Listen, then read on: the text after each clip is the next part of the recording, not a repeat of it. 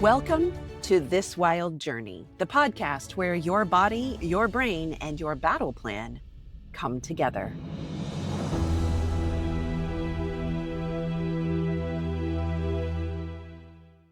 If you're reeling from betrayal trauma, drowning in the chaos of divorce or custody court, feeling overwhelmed by post-trauma parenting, you are in the right place. We're here to untangle hard truths that bring clarity and courage so you can reclaim your power, protect your peace, and resolve trauma without reliving it. Let's get to work.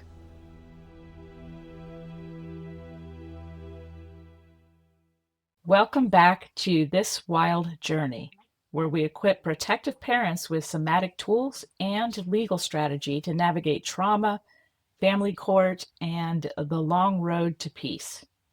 I'm Bren Wise Mays here with Sarah McDugal, high conflict communication strategist, chaos slayer, and today's expert on something most people don't talk about enough.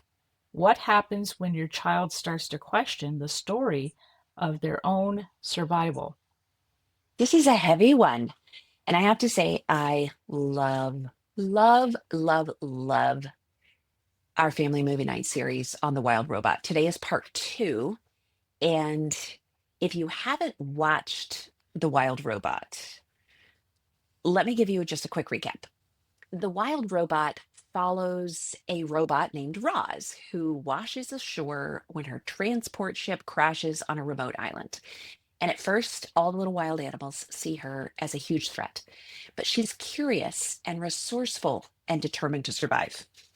And she gradually learns the language of the creatures and she adapts to the rhythms of the natural world. And in doing so, she slowly transforms from outsider to part of the community.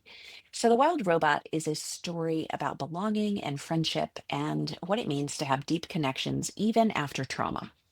Today's focus is on the adorable little gosling named Brightbill that is an orphan because Roz actually fell on his nest, but Roz saves him while he's still an egg, before he's even hatched. And then when he hatches, he imprints on her as his mother.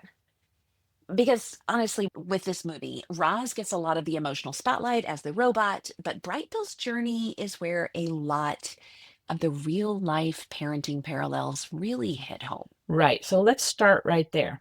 Brightbill's story begins with early trauma. His biological parents are Mhm. gone before he even opens his eyes. And Roz steps in, not as a perfect fit, but as the only one willing to do what it takes to keep him alive. And yet, that's not the story he Yes, knows right away. right. And that mirrors something that I see so often among the protective parents that I work with. So you do everything you can to shield your child. You protect them from what they're not ready to understand. You do your best to carry the trauma so they can just be a kid. And eventually, your kid starts asking questions. Where's my other parent when I'm at the hospital? Why don't I remember more of my early childhood? Why didn't you tell me about any of this stuff sooner? Or maybe the other parent is there and coercive and actively engaged by spilling all kinds of vitriolic poison during their parenting time. And your child's lived experience is that you are the one who wisely won't give them juicy answers.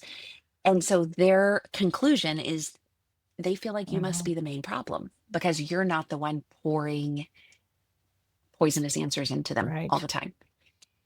And the truth is, they may feel angry at you as the safe parent, the one who showed up and sacrificed everything, simply because you were there when it was safe to get mad and you are the one who doesn't overload them with Yeah. adult It information. reminds me of something I call the safe container paradox.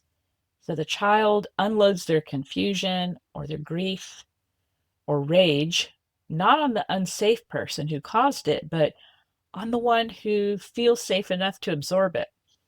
And Brightbill does exactly that. Oh, yeah. He questions Roz. He pulls away. He needs space to figure things out. He wonders what else she hasn't told him when he finds out the truth.